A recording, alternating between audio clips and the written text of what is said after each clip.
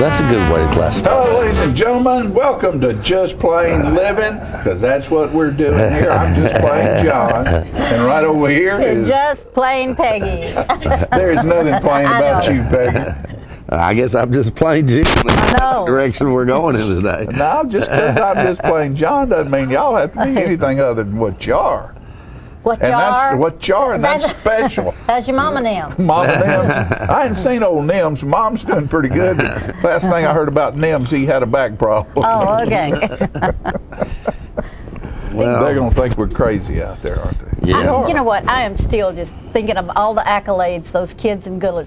Is it Goodlettsville? Goodlettsville, should get. yes. I am so proud of them. My gosh. I guess that's the first time. Is it the first time there has been a team from Tennessee win the national championship? I'm pretty sure it is, because it had been like 24 years. Yeah. A Since couple of anybody days been? since anybody from Tennessee I mean, had it's even been. amazing. Yeah. I mean, it's just amazing. I'm so I mean, you're proud. talking about the best little leaguers in the world Well, yeah. here, so it's Yeah. quite an accomplishment. And that one young man hit three-run home runs in one game, all of them on the second out. Yeah. Isn't that great? Yeah, the 9 same- RBIs in one game. That game against California set all kinds of Little League World Records. Series Oh, yeah. records. And what a dramatic game that was. Oh. Tennessee up 10 runs at one point and going to the sixth, I believe it was, John. and In the sixth. Gave up 10 runs. Gave up 10 to tie it. Tied, and then ended up scoring 9 the next time. 9 the around, so next inning. Unbelievable. And they had a little peanut on the mound right there at the end. They'd gotten down to the pitching. See, because if they won the thing, which they did, they had to play Japan the next day, and they had to save some pitching had for to those save guys. some energy. And Yeah. they didn't have a lot of pitching left. No, they didn't. And that was what got them. Yeah. But this little peanut was on there, and I mean, the last strike of the game was against California's #1 guy, and he smoked him on the outside corner, and he just. He was down in there getting that good. Oh, yeah. It was great. Yeah. It was wonderful. You know, and the little guy that hit 3 home runs that day, they played Japan, of course, the next day. Japan had this gorilla out there. He was 6'2" and I know. Where'd they weighed get 200 kids at? something pounds, and he was pitching to this little guy, and the kid jacked one another, he hit a jacked home run off another, him yeah. as well. Was so. he 12 years old? I mean, Well, they said he was 13, which means he probably, no telling what he really was. That's not nice to say. He probably was 12 when he got in. got into the Turned final 13 year over. and turned 13. But he was 6 foot tall, 202 pounds. My and gosh. threw a fastball at about 80 miles an hour. Yeah, which you'll get some college and pro players that That can can, survive throwing at 80 miles an hour if they've got a good curve. And They said his And, equivalent in the National League, if he would be 107. yeah. Yeah, you got to realize that in Little League you're throwing 60 feet. Yeah. That pitcher's man 60 feet, and after Little League it goes to 90. Yeah. So Right. that's not so bad. Yeah, and they were describing it at one point. The guy that throws that hard. Yeah. That throws that hard. You got to make your mind up quick. I mean. Oh, yeah. Well, plus when he's got an arm as long as he's not turning it loose, he's turning I it don't know how loose they ever hit Look, anything. he's got to be swinging the bat before the ball leaves before him he out. leaves his hand. Yeah. Because he's turning it loose at about 50 feet. Yeah. Or 54 feet, Yeah. something like that. Right. So, Phenomenal. but they did great. They did Yeah, a they did. phenomenal job. And there was another little guy, one of the bigger guys for that team, I think set a record because he hit a home run in every game. Yeah, right. 5 home He runs. also They hit played one 5 against the games. big Japanese pitcher as Yeah, well. yeah. But you know, I was impressed with the sportsmanship on both sides. Yeah, I was too. You know, no hot dogging or none No, of that stuff. no, it was business. You know, the Tennessee guy hit a couple of batters, and he would go over and apologize to him. And when the guy that hit a home run in 5 straight games, when he jacked one off the big Japanese guy, the Japanese guy came over and congratulated Yeah, he him. did. Good. You know, Yeah, which, I didn't see that one. Which was So that's and one of the coaches for the Japanese team, I think this was his 43rd yeah, something phenomenal. Olympic. He was like Wow. No, 70. I say Olympic, a Little League 43rd, yeah. game. Before he'd been doing it 43 years. he knew what he was doing. Yeah, the He coach knew what absolutely he knew was what he doing. was He sure doing. did. I just want to know where they grew such tall boys in Japan. You know, I've always remembered that in the movies you think of Japanese people. There are a couple of body styles over there. Most of them are smaller, but then you got these sumo guys who are huge, Right. height-wise and weight-wise. But then there's another body type over there that's like this young man that are big, Strong, thick, well-built, thick yeah. built Japanese folks. So I don't know if they did a good job, both of them. But what a great Both experience. teams. Oh yeah, wonderful. Imagine. For the those families, kids. for the kids, and to get the welcome home they got. That was really special. One of them, the little guy that hit 3 home runs in the game, I wish I could remember his name. He was. I was watching Channel 5 this morning. He's going to be on Talk of the Town today with them. So And they've been on. They were on. What is it on ESPN? Don't DPI, don't interrupt, or interrupting the. Those two guys sitting banner back and forth. Yeah, right. They were the Tennessee team was mentioned on there, which is they interviewed them huge. too. They interviewed them too prior to the game. I was surprised at how poised they were. They quite presence on They really on did. television. They were. And kids today are much more like that. And John will remember. Yeah, they're more savvy. When we first started doing the John Olive show, we'd try to talk to the high school football players. Yes. They ain't talking to us. They They ain't even say nothing. Now they're all pretty outgoing. Times have changed. Yeah. And speaking of that, of course, Tullahoma High School beat Cookeville this past weekend, and Columbia is coming to town this weekend, and Columbia is slated to be the #1 team in our district this year.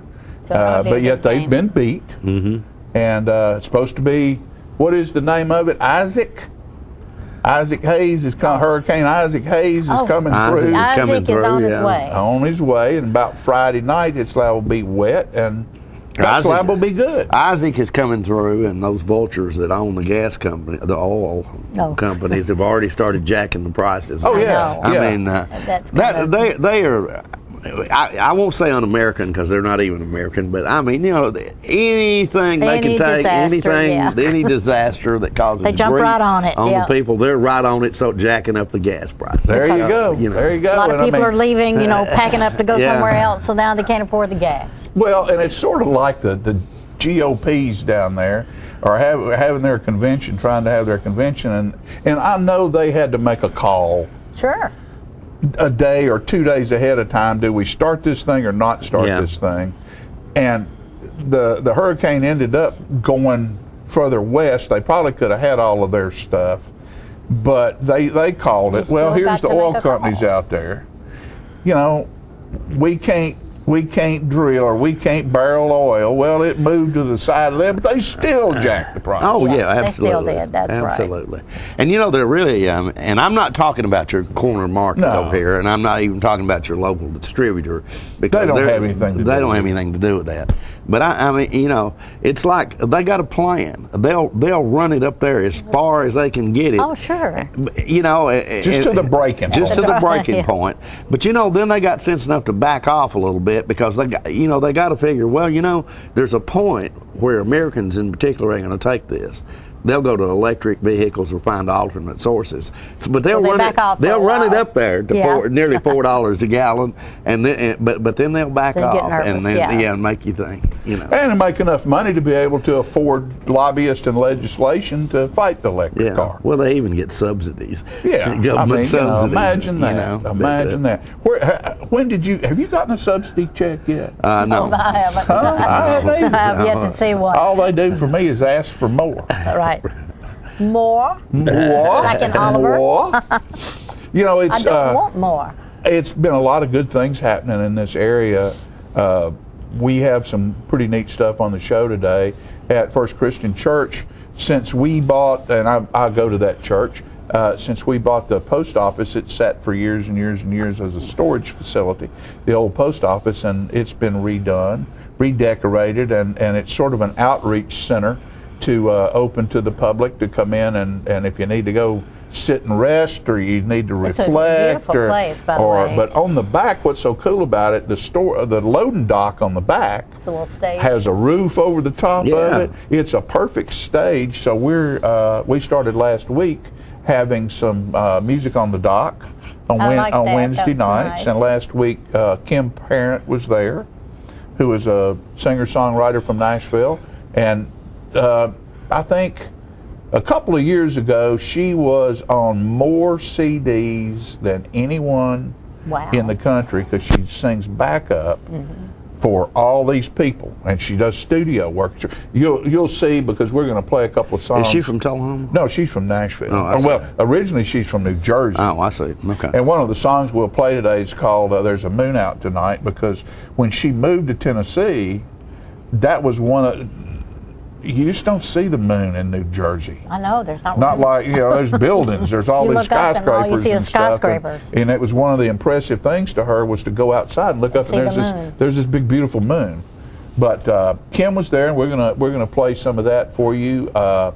Also, this past weekend, the city of Tullahoma started their Music in the Park series. Yeah, Rock Creek Music Festival series or something like that. Did that go and we're going to well? have video of that. Have a little video of that as well. Yeah. Marion Galbraith and Brian Justice played, and then Utopia played behind them.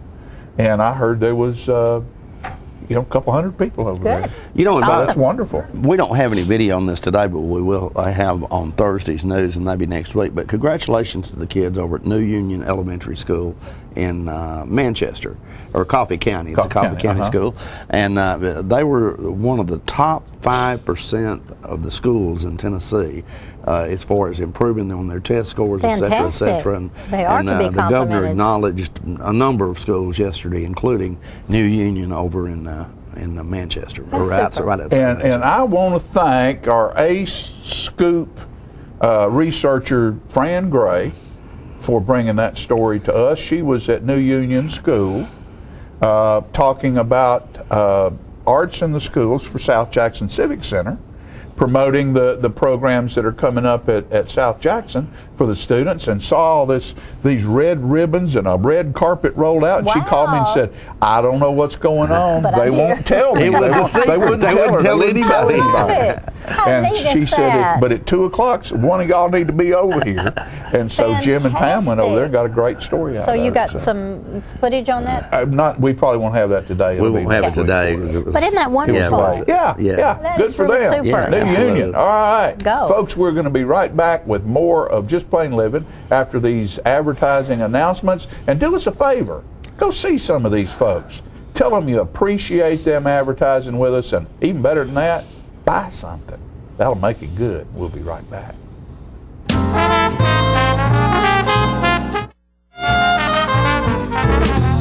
Times have changed since Traders Bank first opened our doors in 1889. Back then, online banking meant people were waiting ahead of you. And technology? The word hadn't even been invented yet. Even though banking has transformed over the years, at Traders, one thing has never changed. Friendly smiles, a neighborly hello, and a sincere appreciation for our customers. When a Traders employee says, "You're welcome," you are, and you always will be. Traders Bank, you're welcome. Equal housing lender, member FDIC. These are the children who had no chance. They're known as Brazil's street kids. They wander the streets dying by the thousands from drugs, AIDS, and bullets. Most of them have been abandoned, left to survive on their own. These children needed a place to go. I had to do something. So I brought it up at Rotary. People heard about what we were doing and asked how they could help. Together, we raised funds to give them a home and open the school. They're learning a trade. Now hundreds of kids have a family and a future. They're contributing to the community because Rotary believes in making things better for everyone. Rotary is making a difference right now. They have hope. Rotary gives people an opportunity to help.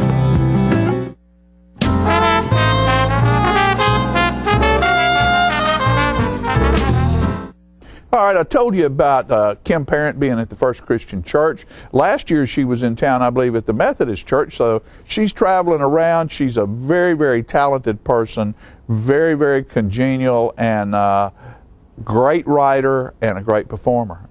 Kim Parent, on the dot. Tonight, and the feature artist is Kim Parent, and she's from Jersey, right? Yeah. Yeah, she's from Jersey, but she's now home in Nashville, and she stays there. She doesn't tour around as much as she used to, and she's working on the Grand Ole Opry. Yay! Please welcome Kim Parent. Thank you. It's really, really nice to be here. What a gorgeous night we got. Woohoo! Yes. Thank you, Lord. You'll have to indulge me. I'm going to do mostly my own stuff. I have a couple praise and worship songs I can do if y'all feel like singing. Anybody feel like singing? Yeah, sure. Well, we'll test that later.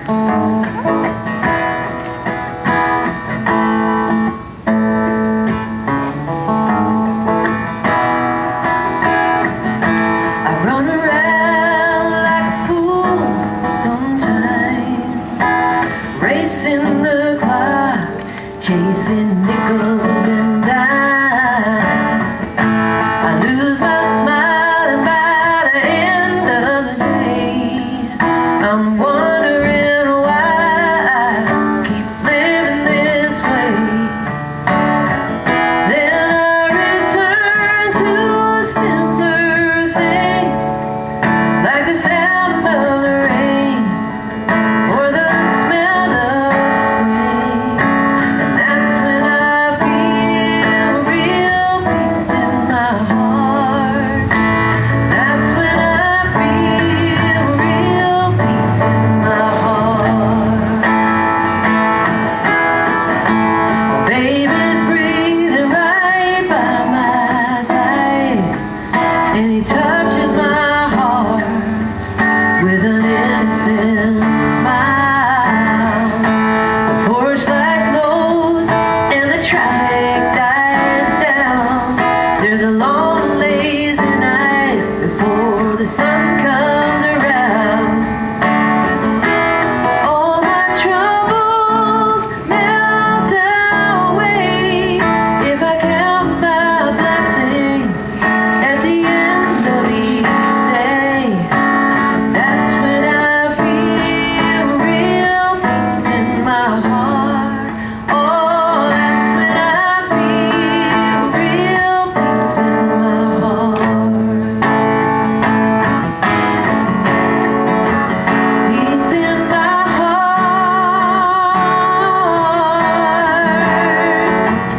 Peace in my heart.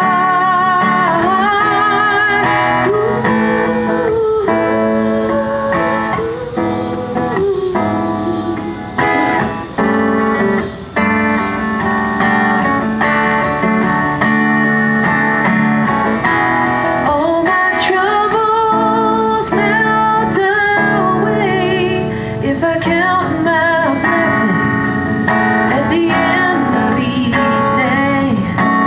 That's when I feel real peace in my heart.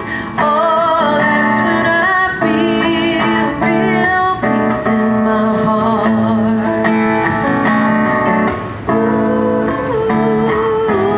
Ooh, yeah, that's when I feel real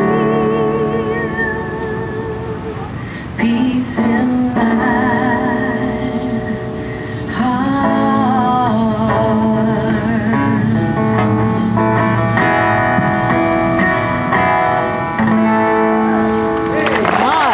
All right, ladies and gentlemen, I'm with Kim Parent, and we're at the First Christian Church. We've just finished a wonderful concert on the dock, and she was just blew me away completely. Kim, you are in Nashville now? Yes. For quite some time you've been there. Almost 20 years. And you came from, I came from New Jersey. Don't hold it against me. we're not going to do that. Your road to where you are right now sure has been not necessarily a long one, but diverse in many ways. You've written commercials. Right. And demos sung for how many people probably? Oh, geez, I don't know, for off and on for 10 years on Music Row, when it was really flourishing and lots of publishers down there and stuff. And I think at one time you were recognized for being on more as a backup singer on what, 30 some odd, Yeah, some I more forget the CDs actual- that year than anybody Yeah. else. They have a little poll that they did. They just keep track of who sings, and there was a couple years I was up in the top echelon back in the day. I noticed, of course, we're at the church, and I noticed that a lot of your music has taken a Christian slant. Yeah. And you made mention that you were raised a pagan.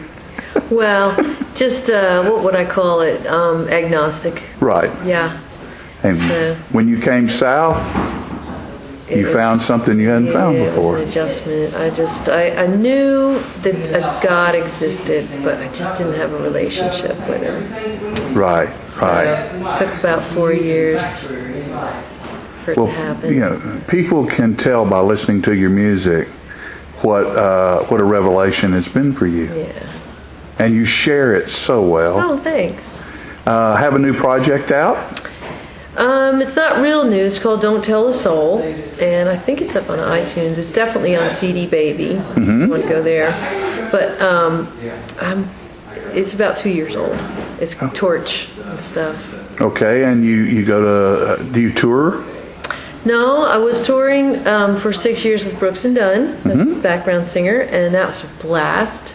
And now I've been off the road for 2 years, and I've been up at the Grand Ole Opry, and that's been a total blast. And picking up with my demo work and stuff at the house and studios. Yeah, it's been really good. Been doing some writing, and that's been great. So. Yeah, well, thank you so much for sharing your time with us, your talent, and your inspiration. And don't be a stranger to Tullahoma.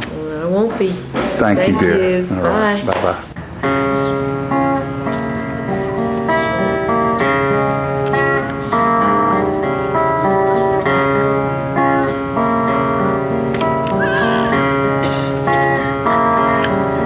There's a moon out tonight, calling my name, making it hard to think. There's a moon out tonight, feeding the flame, pushing me close to the brink. It's a warm night in October, my fever's running high. There's voodoo in the silver that lights up the sky. There's a moon out tonight, driving me out of my mind.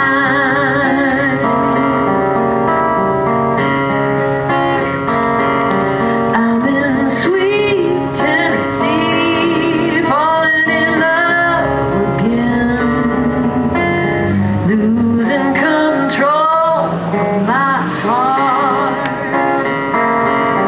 I've been weak in the knees from these soft-spoken men, no match for that old Southern charm.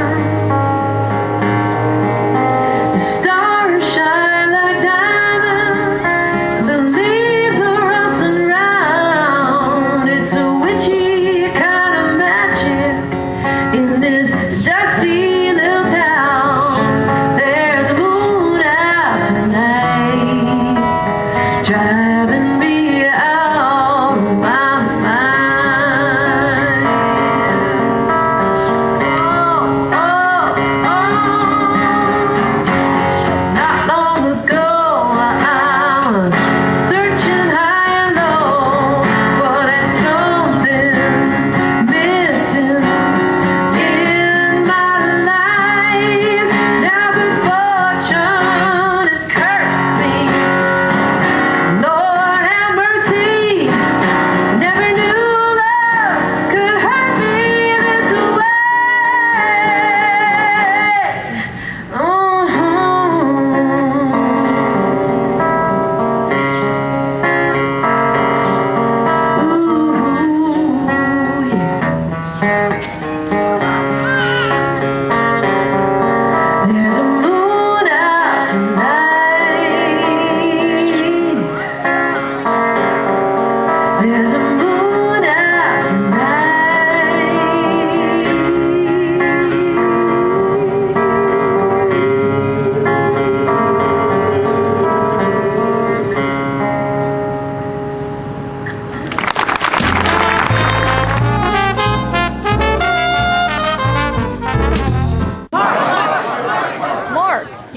about everything there is to win in racing. What's next?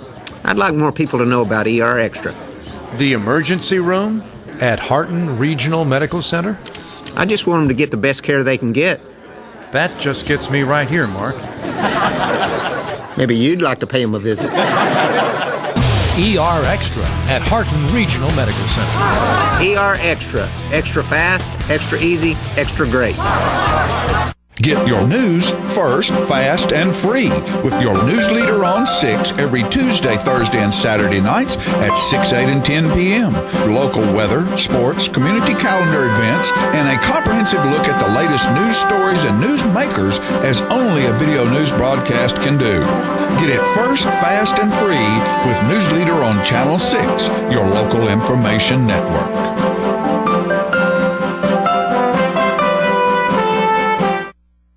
When you see the sign, The Main Event, take a close look inside at a hair studio that offers services by some of the best master stylists in Middle Tennessee. These stylists offer a list of services that compete with large city salons, from trendy cuts for men, women, and children to the latest color techniques, including highlights and bold color accents. Other services offered include permanent hair weaving and relaxing to formal hairstyle for that special occasion. You can also give yourself a very special treat with a full makeover, including full body waxing. For your convenience, we are open Monday through Saturday from 9 a.m. until the last client leaves happy. Call and make your appointment at 931-571-8682 or stop by our Tullahoma location at 207 North Jackson Street. Pamper yourself at The Main Event today.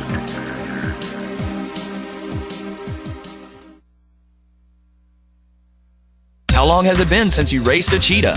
Are your tornado creating skills getting rusty? Tired of being the only one in your neighborhood who hasn't built a dinosaur? Sounds like it's time to visit the Hands-On Science Center. The Hands-On Science Center is an indoor science playground. In this museum, please touch is the rule. Join us for weekly science demonstrations on space, lasers, lizards, rocks, and a whole lot more. No two visits are ever the same, so visit often to see our ever-changing exhibits and demonstrations. The Hands-On Science Center, 101 Mitchell Boulevard in Tullahoma.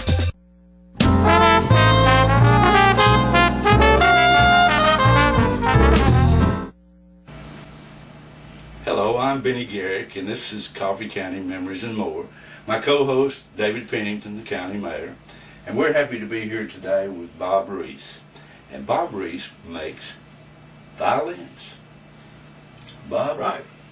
Thank you. That's a unique thing to be into. Well, I enjoy it. That's the only reason I keep on doing it. The world can stand without another violin, but I just keep making them because I enjoy doing it. And I don't sell very many, but I enjoy making them.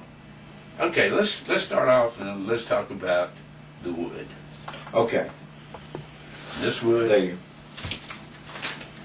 The wood for the back is this is a wedge shape that was cut out of the log being around here.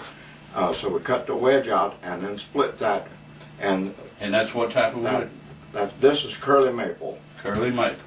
And then the top of the violin is made out of spruce, high altitude spruce, where the grain spacing and the growth is slow and uniform from year to year. So then the top is joined down the middle, and the back's joined down the middle. Okay, now we've done the easy part. Now we're going to get to the complicated part. And I'm just going to ask you to hold that, please. Okay. Our blueprint. Yep. That's it. Okay. You start with a blueprint, and then you make the templates of the various sizes that will do that, and then you make the mold. And this is a 3-part mold that will come apart and all come out of there. But the blocks are a permanent part of the violin. They just exist for that purpose. Now, is this spruce too?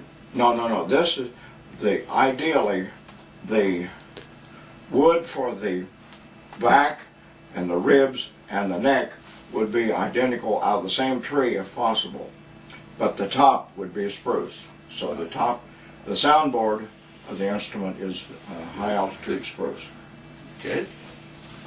Jump in here anytime, Dave. Oh, listen, I'm just glad to be able to learn how to build one. I'm thinking what all kind of tools I'm going to need to do this. Well, obviously you got to have a steady hand. Well, patience, yes. Strong hands, yes. And Dave, hand me that piece. Some wisdom of what to do next. And I don't know if you can see the contour here, but this is precision stuff. This middle part is thicker than it is out on the brims here. Yeah. The perimeter is about half the thickness of the middle part. And that's about 2/10 of an inch in the middle and about 1/10 around the edge, and then graduated. And you've got written on here, pitch C. Yes. Yeah. The final step, the tone quality is the most important, and that is determined by the resonant frequency or the pitch that this has when you hold it up and peck it. And with a pitch pipe, I can identify the pitch of this one, and the top has to be a half step lower than the back does. So you finish the top first and establish that pitch, and then this one has to be regraduated to a lower pitch that will match that half step apart. You got all that, Ben? Yeah, that's where I'd be lost. So we can't make this. Tell the difference in the pitches. I don't think we can make a violin with a pocket knife. I don't think so. Well, a lot of people, and I have some examples of people who have tried in very crude methods, have a lot of desire, and they've tried to make a violin. They do a pretty decent job of getting the right shape, but they don't have the knowledge, they don't have the background, the training that is required really to do it themselves. But a pocket knife's the first place to start. But there's a lot of tools that are involved. Okay, now David, where's that word he used a while ago when we were I don't even remember. That's what purfling. Oh, the purfling. Yeah, that was the word. Is this black line that goes around the outside of it here? That's about to begin with. There's 3 layers of wood, and they total about 1/16 of an inch square, and it's inlaid into that perimeter right around the outside for the purpose of keeping that from splitting from the edge inward. It's more than decoration. It's a functional purpose of keeping this from splitting. The tops are much worse than the backs about splitting. So what would you say this complete with the strings, the chin, how much would you say it weighs? About 2.5 pounds. Not much more than that. We could weigh it and find out exactly, but I'm more concerned about the weight, the relative weights of the front plates, and the back, the top and bottom. Yes, that's and that's about, what did you say, 200? About 200 grams, which is about 85 grams for the top and 115 for the back. That's. So we're guided. We're guided by the thickness and the weight, but most importantly is the tone quality, the musical step interval between the top and the back. That's the whole key to it. That's the whole key. The hardware on the outside is. That's just hardware. Anybody's hardware will fit. Okay. All right. Okay, Bob. What's next? Well, let's look at this list of the questions that I'm so often asked. What glue do you use? And woodworkers are always concerned about the glue, but that really doesn't matter so much. If you're gluing 2 surfaces together, they have to match intimately, just like hands to hand. The cells of the wood need to match perfectly, and almost any glue is good when they get a good cell-to-cell contact between the 2 pieces. However, to answer the question directly, I use liquid hide glue, which has been used for hundreds of years for gluing wood together. Nowadays we have it as a liquid at room temperature. The old timers used it with a glue pot, and it was just hot glue, and they put it on and clamped the parts together. That's the old timer way. We just have a little more modern way of using exactly the same glue, because it's made from the hides and hoofs of animals. And, any particular animal the glue's made from? I don't know of it. It more than likely is beef cattle. But the hides would be the important part of it. Okay, here's an important question that people ask you. How long does it take to make a violin? It takes me about 200 hours. I've kept records from beginning to end. That's 200 hours of hands-on, intensified work on the instrument itself. So and generally, I only make about 2 a year. But generally, that's scattered over about 3 months. Yeah. Okay, and then what's the difference between a violin and a fiddle? I thought you'd never ask me. Everybody wants to know that. Everybody wants to know. Well, the best definition I can tell you is that a violin has strings and a fiddle has strings. The fiddles played on Saturday night in Nashville, Tennessee, and it's the same instrument. And up in Smithville. Same instrument. They're just played a little differently. There is a subtle little difference in the curvature of the bridge, because fiddlers are a little lazy, and they don't want so much elbow lifting to get from the left side to the right side. They just do it slow. Obviously you play. No, obviously I don't play. You don't. I know all of the music theory. I know the techniques. I know the mechanics of all of the functions, but my fingers won't move according to what my brain says. My wife plays. I don't. I'm just an ordinary wood butcher, and she is the. You're a very interesting wood butcher. And here's some questions about if somewhere in your family you find a fiddle or violin, and you think that it might be worth something. Probably sentimental value doesn't have anything to do with it. Personal history that goes with one doesn't contribute hardly anything at all to its value. If it had value, extreme value in its first life, it would have extreme value today, probably more. But you know, you can't believe the label.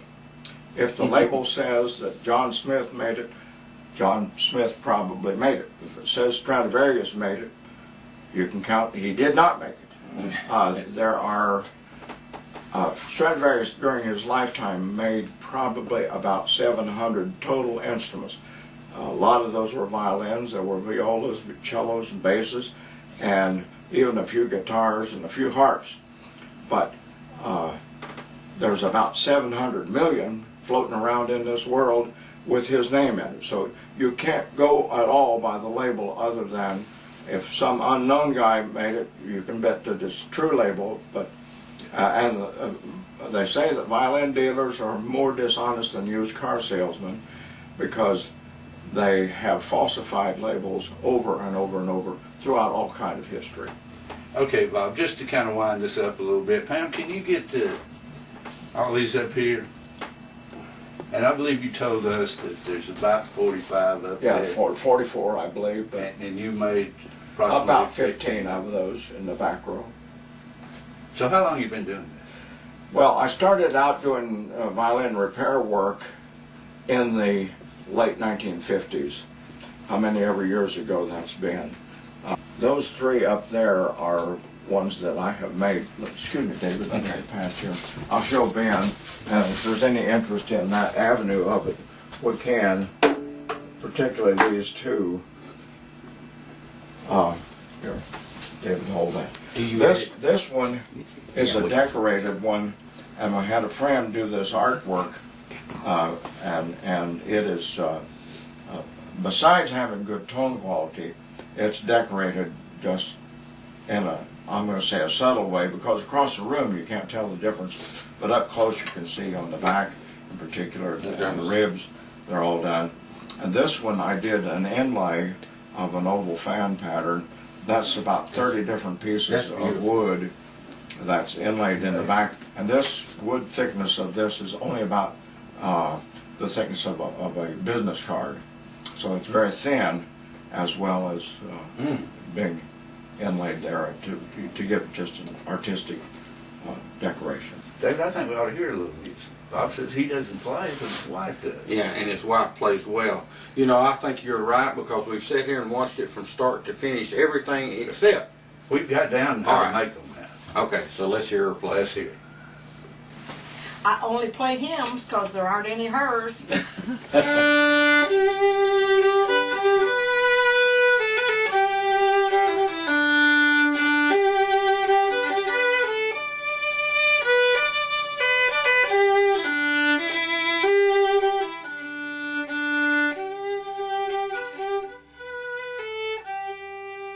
Quality is the main value. And we might just mention before we go off the air here that this is sort of his inventory too. So if you're interested in a violin, yeah, that's a good point. Contact Mr. Bob Reese, R-E-E-S-E, yes, in Manchester, Tennessee, or call David's office and they'll direct you to him. Thank you. Thank you, Bob. Thank you, Ben. Thank you, David.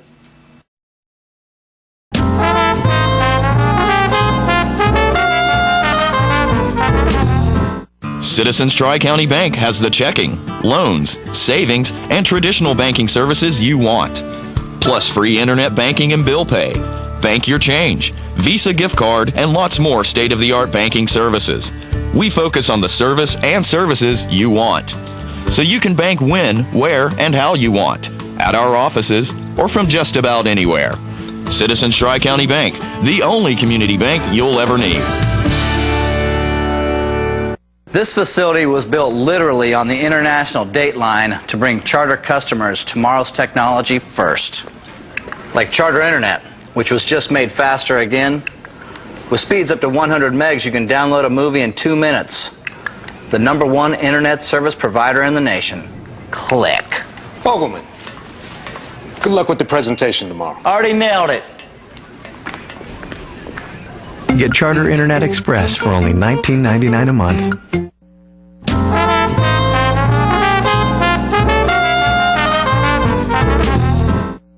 Welcome back to Living. I am so pleased today to be on the set with Dina Dargo. Hey, Dina. Hi. Seems like we just met a couple of weeks ago again. Yeah. Dina does this beautiful artwork, and I think the first thing we want to talk about is a workshop you have coming up. Yes, I have a basic acrylic workshop. It's 4 sessions, 4 Saturdays. And it starts? It starts the 8th. The 8th? A week from this Saturday. September. Mm-hmm. And you have an opening for how many people? I have 2 spaces left. We're limiting it to 5 students total because it's a really hands-on workshop. We want everyone to be working personally. And I think that if people that don't know the difference between acrylics and anything else, let's tell them what acrylics means. Acrylic paints are water-based, so they clean up easily. You don't need to use a paint thinner or anything like that, and they combine well with acrylic mediums, which are clear products that mix with your paints. Is that easier than watercolors? It's different than It's just watercolors. different, yeah. Nothing's easier, really. You can use it more like an oil paint, where you can sort of sculpt with your paint. You can push your paint around a lot more than you can with a watercolor. I know you came here from California. How long have you been in Tennessee? I've been here about 1.5 years now. From Hawaii, Hawaii. California, and then Hawaii, and then Tennessee. You like it here? I love it. I know it's horse country. That's right. That's a big I know you love plus. horses. And continuing on your workshop, did we give the price per person? There's the number to call, by the way. Great. And it's real important that you call and make your reservation to be a member of this workshop. Yes, because it's going to fill up really quickly. What time of day does? It's 1 o'clock to 3:30. 1 to 3:30. 4 Saturdays in a row. 4 Saturdays in a row, and the price is? It's $150 for the whole 4 sessions. And that includes? That includes. We will have the gel mediums and products for you to sample and try. We will have easels set up for everybody and palettes. You have the canvases? We do not have the canvases. They bring canvases. Okay. Canvas panels are fine. Where do they go to get canvases? You know, you can get a nice canvas at Hobby Lobby, or you can go online. Canvas panels, which are the same canvas Like but this? not stretched on a bar, are really affordable. You can Okay, buy them in good. packs of 3 for just a few dollars. So they're easy to get. And if they have questions concerning this, they can call that number. Right. This is so beautiful, and I know Thank you you. did this. Does this represent some of the techniques you'll be It teaching? does. It does. Let's This is talk a little bit piece about that shows the flexibility of acrylics. People think this is an oil painting. The reason I is know, I did. It's done with gel mediums. It's done with glazes and gels, and that allows you to blend and create a layered effect with your colors like you would with oils. And that's one of the things I think really increases an artist's repertoire when they discover what these different products can do and how different their painting can look. I think this is absolutely beautiful. Thank and when you you. started this, see, I'm not a visual artist.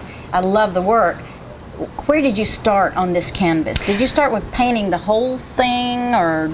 You know, it varies for me depending on the piece, but I don't really sketch, and so I really start out with sort of a foundation of color. This piece I started sort of with my horizon line, just to sort of lay it out. And that's one thing we're going to teach in the workshop too, is how to get started with the painting. I think that would be one of the most important things. And your perspective and your balance, and then of course your color theory, so that you can, this could have been this is sort of a, I would say, melancholy day at the lake. You could have made it a cheerful day. You could have made it a sad day. Sadder. And that's your colors and shapes working for you. It is so beautiful, and this is a dusk, dawn. What?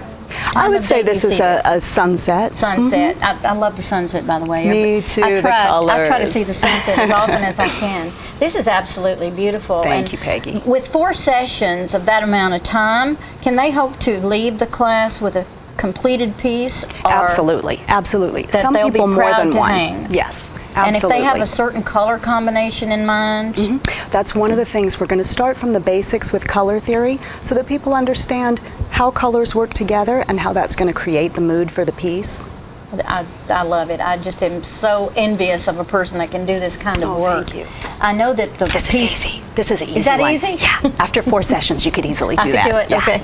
Yeah. Okay. Let's talk about this one. Okay. Now, what inspired you to do this? My dogs that are playing while I'm painting. Oh. And one of the things with this piece is it shows a lot of palette knife work, which many artists want to learn how to do more And so you will be texture. doing palette knife work. Showing different brushes, different palette knives, all of these leaves, all of this grass, So this is a lot of the far more blended looking. Absolutely. This and, is smooth and done all with brushes. And this is done with palette knife. Mostly. Almost all palette knife except for some of the This is detail baby on the brushes dogs. here. And did you start here again with the green, or did you start? This one I started again with sort of the horizon line, horizon laying it area. out. Put a few little marks where I want the dogs to go to make sure they're going to fit the way I want them to fit and relate to each other. To me, that's a happy painting. It is a happy painting. That's the colors too. The It's colors and joyful. everything that's there. It's just a happy painting. These dogs look like happy campers. They're happy. They're spoiled. Do they watch you paint? They do. They play and they watch me paint. Yeah. They try to distract me. Or let's remember that this workshop is the 8th. Begins the 8th. Right. And it goes for 4 weeks. And That's you need to right. call and make a... Do you interview each person before you decide can they take the class, sort of, a little bit? I will be happy to answer any questions if they're not sure if it's right for Okay. them, because we want people to get a lot out of it. Sure. And that's the reason you're having the workshop. Definitely. And I think it would be a great opportunity for even for a person like me that's never picked up a paintbrush. But you're a I would creative learn type. You would something. learn a So lot. I can see so much creativity in what you do. These 2 paintings on the outside here that maybe we can focus on make me think of Jason Petty, who is coming to South Jackson Civic Center on the 22nd. And Dina has so graciously agreed to show more of her artwork on the Western theme. Yes. Because it's called the Singing Cowboys. And we've had Jason before, but this is his brand new show. So we're excited not only to put Jason Petty on stage, but to put Dina in the front room showing her beautiful artwork. Tell me a little bit about this one. This kind of makes me think of Las Vegas. Why? You know, probably because the ace high there we and go. all the bling. This piece was inspired by Old West signs, and then I embellished it like a Western shirt. So I sort of wanted that vintage Western feeling in there. I love this. If you put it on a shirt, I think you certainly could. No, but I'd like Yeah, to. that would be a great shirt. Look at that. I think that would sell big time. I like Be a it. nice shirt. And the colors here, I know I've said this one made me feel happy. This one, I'm trying to decide. I just think it's exciting. How does it make you feel? Exactly. This is really a play on primary colors, yellow, red, and blue. But the black is working as the blue, and the sort of tan is working as the yellow. So you're doing the most impact you can. I blend in well with this picture today. Oh, you do. You do. I love that. That is great. Okay, and let's take a look at the one on the other side, Wild Rose. What inspired you to do that one? This again was part of the Vintage Western collection that I'm doing, and I really wanted to honor women of the Old West with this. That's so, good. Yeah, I wanted to really sort of honor that cowgirl style. Do you have a favorite woman of the Old West that you? Annie Oakley. Annie Oakley, of course. She was right out there with the men. That's Miss right. Annie was. That's right. I love that. And I noticed it's got lots of light colors in it, and the horse is beautiful. I know you do horses a lot, don't That's you? my favorite subject. And I love think to you may paint ride. Horses. I ride Do you ride this every morning. day? Did you ride this morning? I don't ride every day, but I touch a horse every day. Do you have what kind of horses do you have? I have one quarter horse and one spotted saddle horse. Saddle horse. So, and how do you feel about the walking horse? I love You know, that's walking going on horses. right now. I and love. so They're beautiful, Are you showing beautiful any of your animals. work down there? You should be. No, I'm not. You know, last year I did their greeting cards. Oh, did you? Yes. Oh, you may have some greeting cards with you at the Civic Center on the 22nd. I can will bring you a have whole some? basket of greeting Bring cards. some, and we'll see if we can sell them Sure. to you, because I love this. All right, let's again go back to the workshop and remind people that if you want to get into Dina's workshop, you've got to call this number and set it, because you've only got room for two more. And the price is $150 for 4 weeks, Saturdays, and you, if possible, bring your canvas. I'll and have your a paints. supply list. Do they bring their acrylic? They can bring some. You'll tell them on the phone. Absolutely. What we're Okay. going to do, I'll have a supply list, and once people are signed up, I can email them the supply list. Sure. It's going to be a very basic supply list. As they get going in the workshop, they may want to add other things if they find products they love to work with. But I'll have all the things for them to sample. What do you love and to try. work with the most? Gels. I love the gels. You I just love the clear what gels. The gels and glazes. I love the colors. I can't imagine not using the gels and glazes. It's just your favorite thing. It changes your options with the way paint works. I see. Did you ever do watercolors? I have done watercolors and I have done oils. I did oils for quite a while, but when I moved to Hawaii, they never dry. So I switched to acrylics. Well, that makes sense. And probably in a real humid climate, here it would be hard for the oils to dry. And acrylics, you can add products that slow your drying. If you like the way acrylics take a long time, and if you like to You can blend, slow that. you can slow your drying. Well, are you working on a piece right now at your Are you More than always one, working on? yes. I wanted to ask you that Yes. if you work on one piece at a time, or do you find yourself like me in reading books? I read 4 or 5 at a time because I can't stay focused on one. But do you do that? Do you go to 2 or 3 different pieces? I will usually have one just started and one that I'm really currently working on. But I find that because of drying time, it's nice to get the foundation on the canvas and then finish you go up another to piece. something else. And I know there's a lot of emotion involved in this. Do you find yourself wanting to work at say on a happy piece at certain times?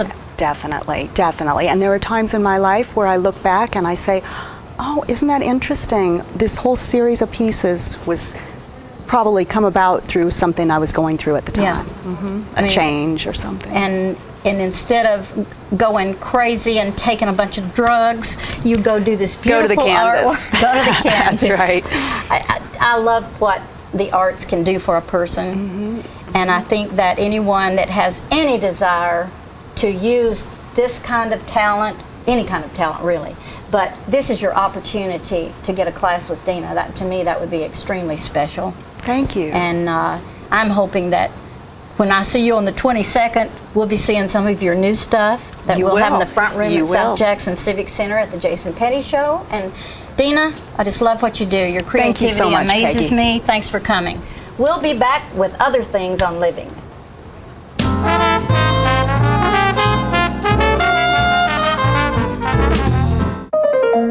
I went to several colleges, but when I stepped into this gym, it just felt like home.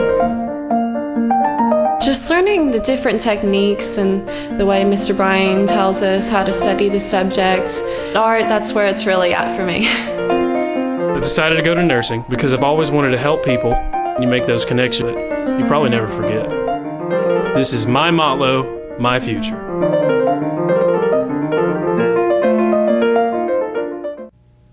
I'm Marley Matlin for the American Red Cross. In an emergency, infants and children can't always tell you what's wrong. Being able to read critical signs and knowing how to respond can make all the difference. The Red Cross offers infant and child CPR training, where you can learn how to recognize and respond to respiratory and cardiac emergencies. Visit www.redcross.org or call 1-800-HELP-NOW. Together, we can save a life.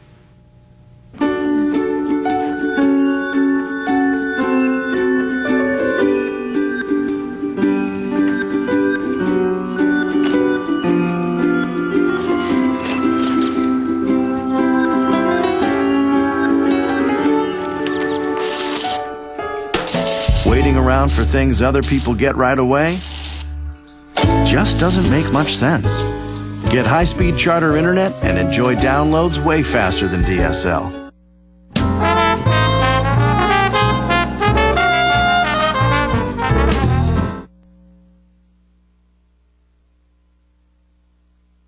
All right, thanks so much.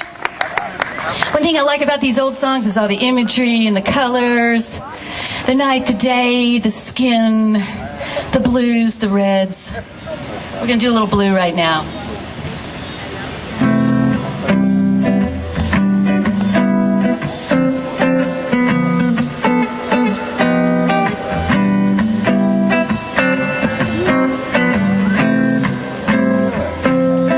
Am I blue? Am I blue? These tears in my eyes telling you, am I blue? You be too. If each plan with your man done fell through, was a time I was his only one, but now I'm the sad and lonely one. Oh, was I gay till today? Now he's gone and we're through. Am I blue?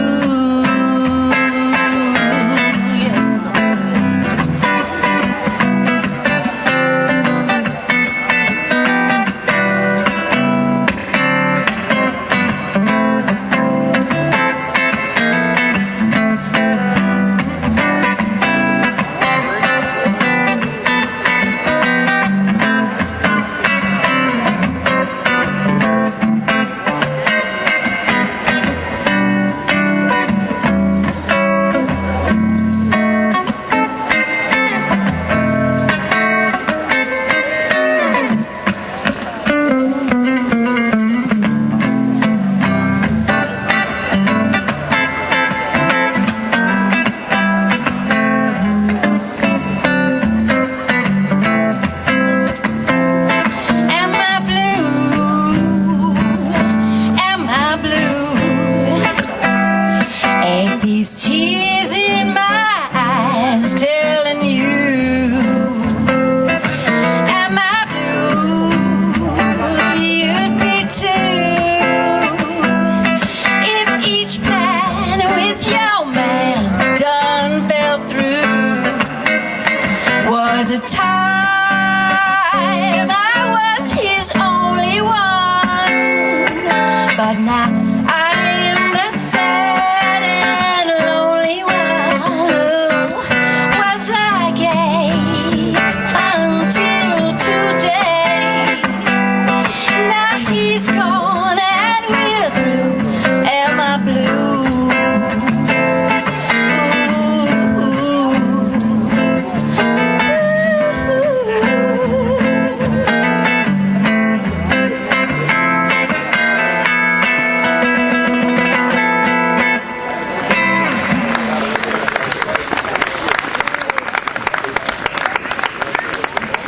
Brian has a special challenge. He has to be the drummer, the bass player, and the guitar player all at the same time.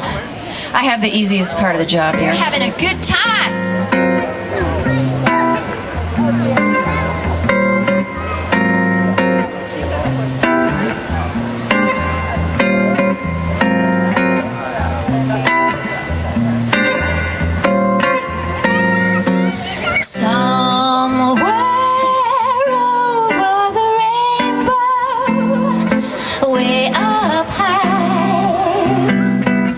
There's a land that I've heard of once in a lullaby. Somewhere over the rainbow, skies are blue, and the dreams that you dare to dream really do come true.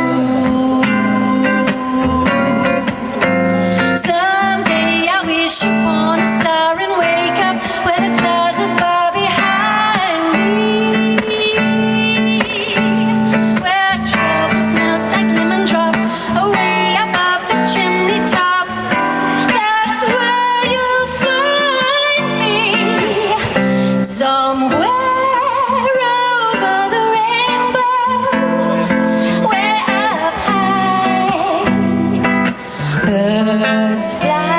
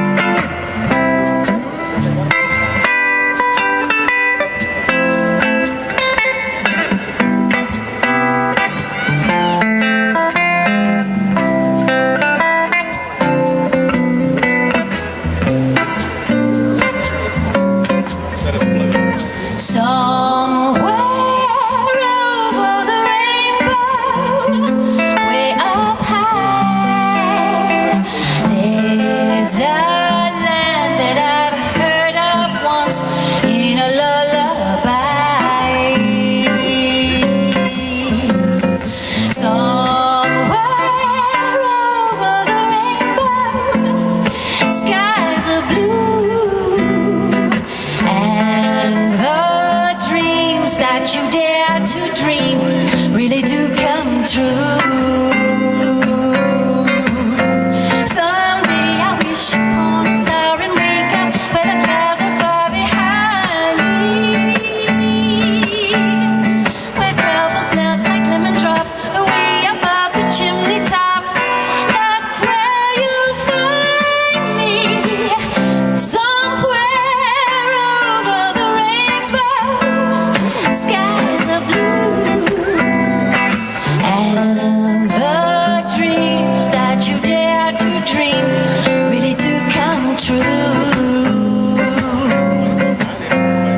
If happy little bluebirds fly above the rainbow, why, oh, why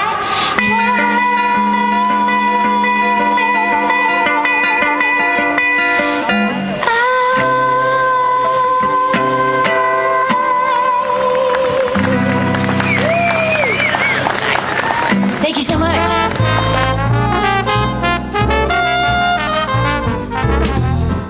It is said that the eyes are the windows to the soul, and the Eye Care Center wants to make your eyes the best windows possible. The professionals at the Eye Care Center have been offering comprehensive eye care for over 30 years. From eye examinations to eye surgery, from children to seniors, we have the services you need. We pride ourselves on taking the time to fully understand our patients' wants and needs. Each patient is a unique situation and deserves our full attention and the latest treatment options. So call or stop by one of our 4 convenient locations and start seeing better today.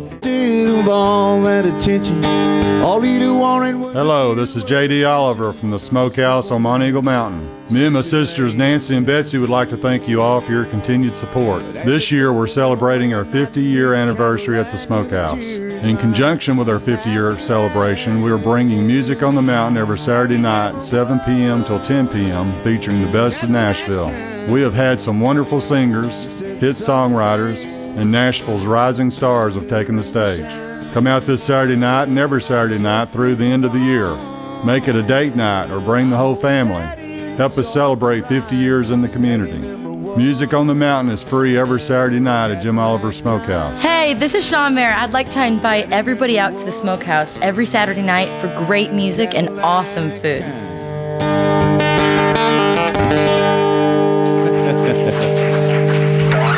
Thank you very much, y'all. Some people think that pressing their on-demand button will cost money or make their house explode or something. Of course, neither of these things is true. On-demand is just a way to access thousands of free movies and TV shows. The code to blow up a house is actually channel up, channel down, 2*77.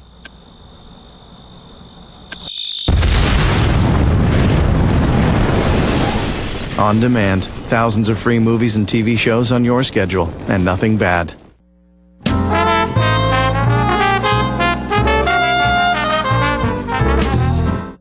All right, ladies and gentlemen, we're back, and I'm excited today because I have one of my friends here, and she works with the Tullahoma City School System, and that is dear Jan Moore, and she is with us, and you are Director of School Nutrition. Of School Nutrition.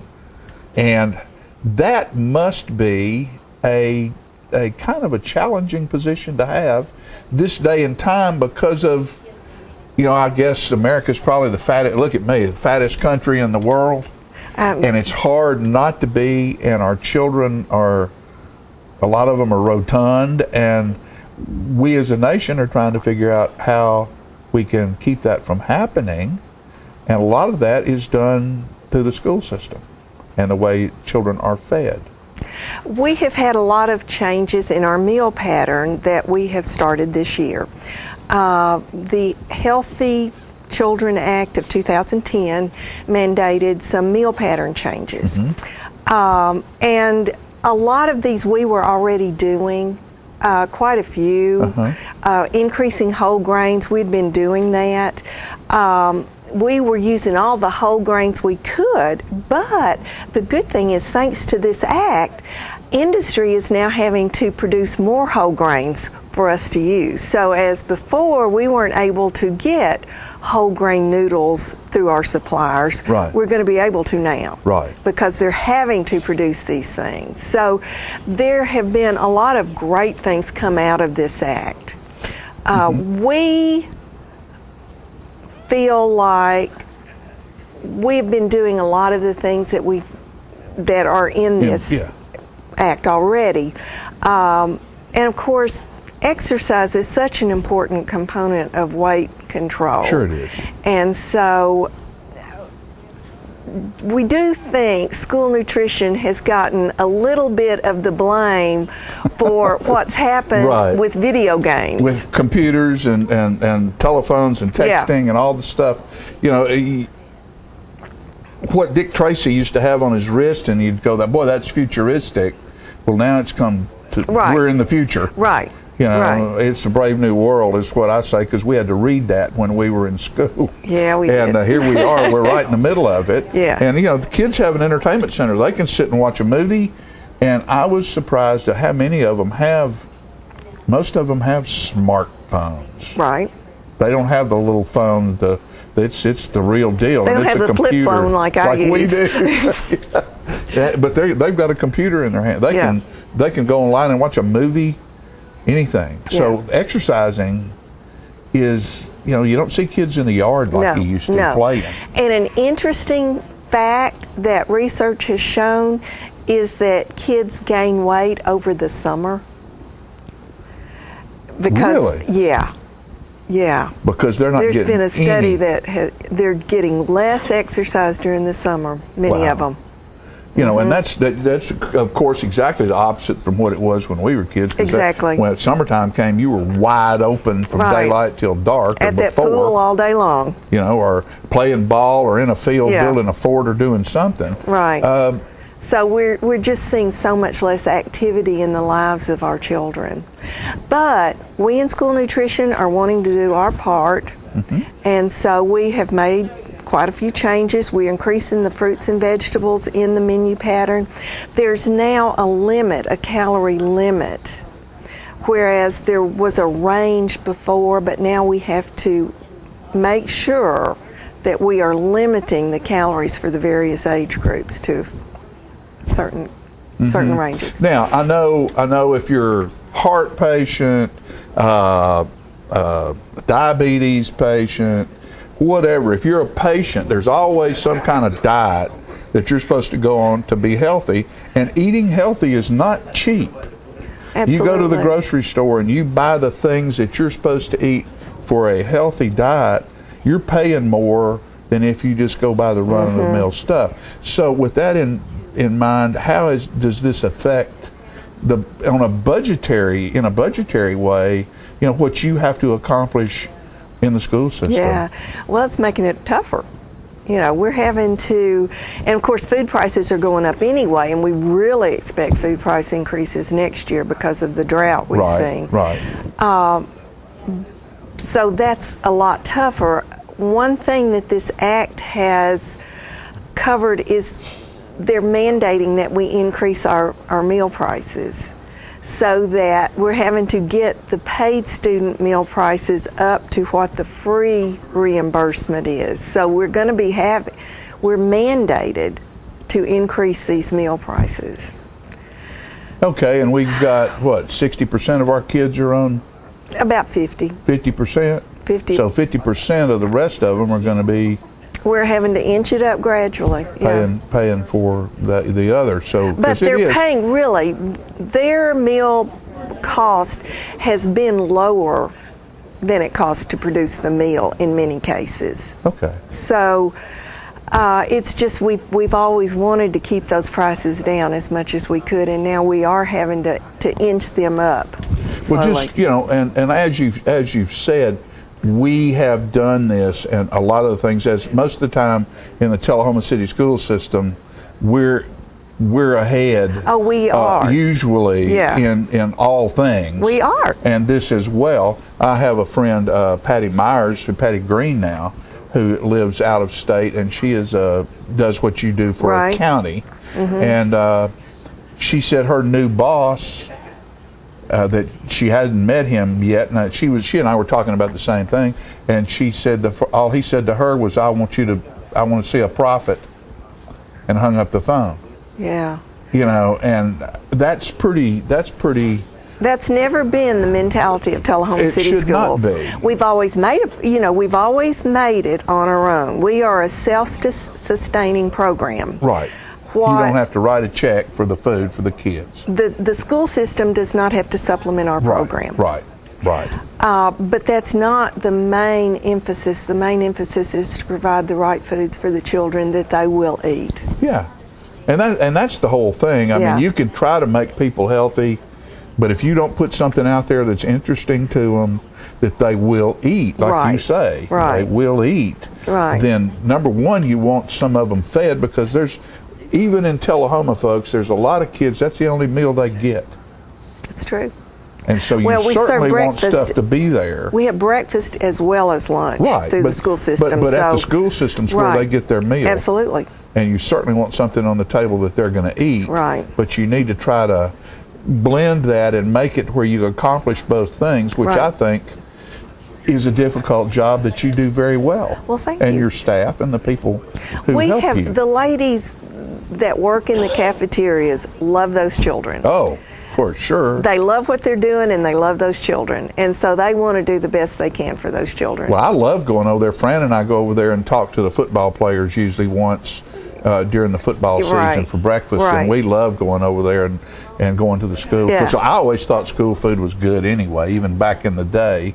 So other than the monkey hearts, I didn't like them. Yeah, well, we don't do that anymore. Yeah. Stewed tomatoes in a bowl with no skin, not me. They jiggled when you hit the tray. Jan Moore, thank you so much, dear, for what you do. It's always a pleasure when you come. And know, folks, that your children will be well cared for, well fed, because this lady right here is a professional, and she makes sure that it's right for them. We'll be back after these messages.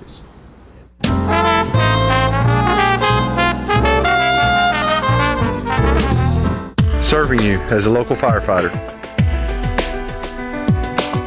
Proudly served our country in the United States Air Force.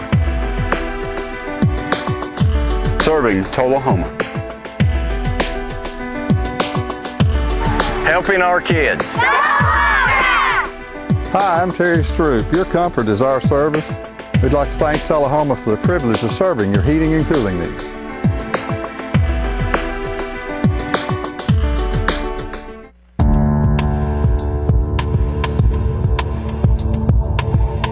How can toys like these lead to a 6-year-old's death and leave another child permanently brain damaged? Because they're not toys at all.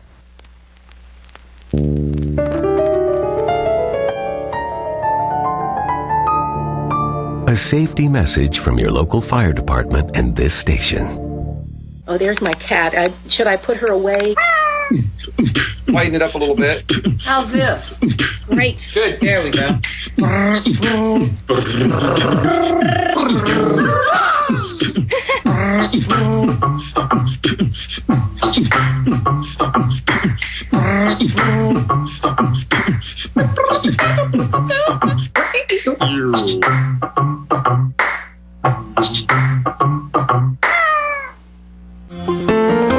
So you've been meaning to do something healthy, commune with nature, get outdoors, and meet new people. We have the perfect solution. Come hike with us. You can find a Tennessee Trails Association chapter near you, including Clarksville, Columbia Franklin, Cove Lake, Highland Rim, Jackson, Knoxville, Oak Ridge, Martin Weakley, Memphis, Murfreesboro, Nashville, Plateau at Crossville, Rugby in the Big South Fork, and Upper Cumberland. We're on the web at TennesseeTrails.org. It's fun, it's stress-free, and it's good for you. See you on the trails.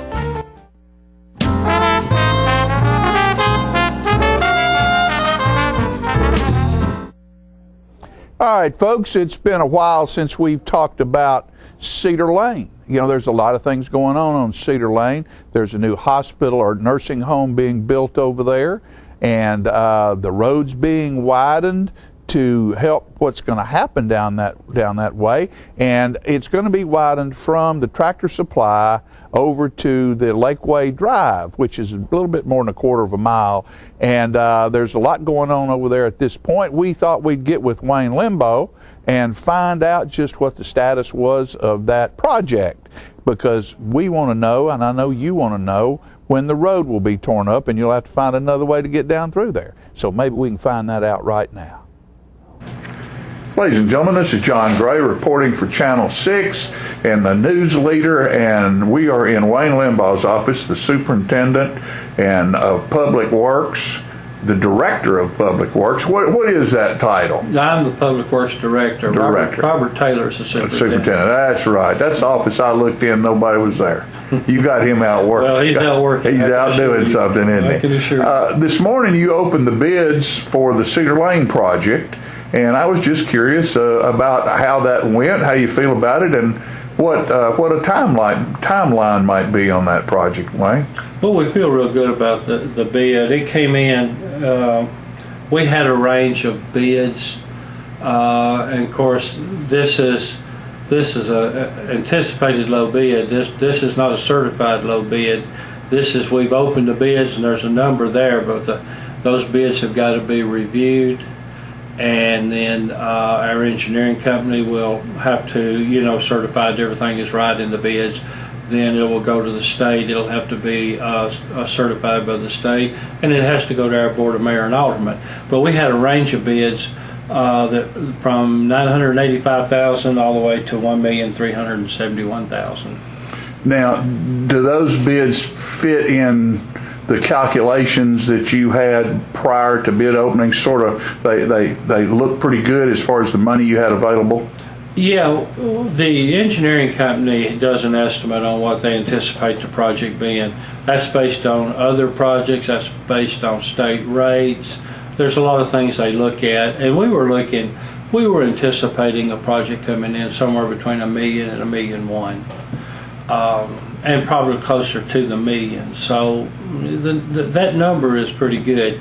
But again, out of 4 bids, the $985,000 was a fair amount lower than the other bids. So, we want our engineering company to look at it real close to make sure everything looks appropriate.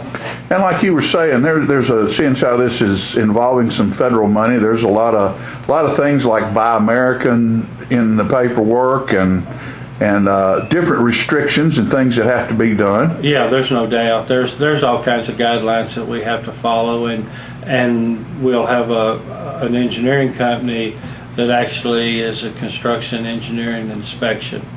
Right. That will be making sure. We'll watch this project. We'll be on site all the time, and we'll make sure that all the things that have got to be done are done, so that we don't lose federal funding. Well, we've noticed that the gas company's already been out there and moved a lot of their lines. The utility board was out there this past week, setting new poles and pulling new wire. So, what's the timeline on this thing now, Wayne? Well, going back to utility work, TUB will be wrapping theirs up in a very few days. Gas company has wrapped theirs up. What the next things that'll happen now is Charter's wires are on TUB's poles, so they can't start until TUB has completed what they're doing. They anticipated completing their work in a couple of weeks. AT&T is in the same situation, and they're way out. We're hoping we can do better and because I think they had asked for like 85 days from the time that TUB has completed moving the poles, and we're hoping that they can do considerably better than that. Now that's on the utility work. It'll take us about 30 days to get everything certified through the state on the construction bid. And so we hope that in about 30 days we're letting the contract for the contractor to go to work. And I think we estimated about 8 months on the project. So, rough guess when the road's going to start being torn up and the citizens are going to have to find another way to drive around and get across that area. When do you think that might happen? Well, like I say, the construction contract, we can award it if we can award it in 30 days. It's going to take them a little bit of time to mobilize, get everything in place, all their paperwork done. So we're looking at, this is an estimate, but I'd say 6 weeks. 6 weeks? Mm-hmm. But and that could be a little conservative, or it could not be. I don't know. Road work's never an easy thing to guess how it's going to happen because the weather seems to have a whole lot to do with that as well. It has a whole lot to do with it, but they'll we've got to limp through the winter, but they'll still be able to move well on the project in springtime and knock it out pretty quick. So. All right, Mr. Wayne Limbo, Director of Public Works here in Tullahoma, and this is a project that we've been waiting on, been long awaited and getting ready to start off, and that'd be the widening of part of Cedar Lane, and congratulations. Thanks a lot, John. Okay, man.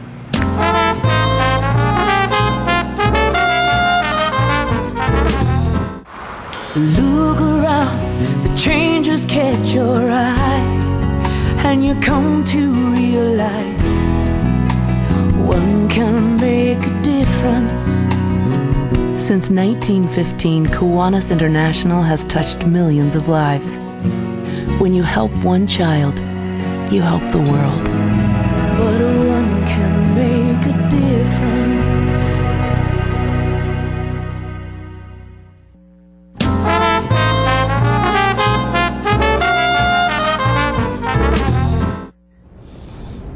We're back. Are we done? We're not done yet, but we're closing in on it. We're closing in? Yeah, sure enough. I think if you're watching this show on Tuesday, Community Playhouse has a workshop tonight. Then they'll be missing it. And they'll be missing it? If they're watching this show, they'll be missing sorry. it. If they just now remembered, it's too late. It's too late. Sorry. Never mind.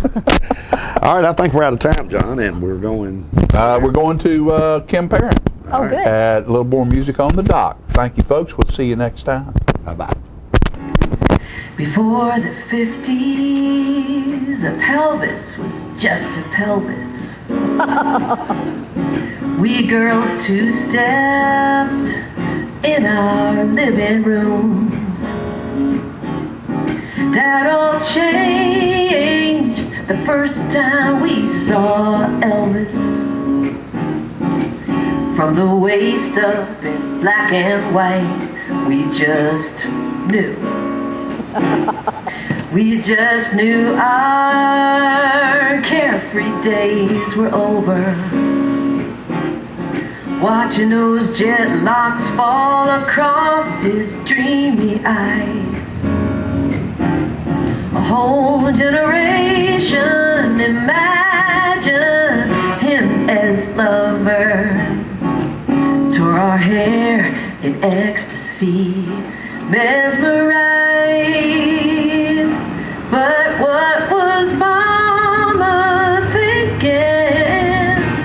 If we only knew, was her heart just sinking?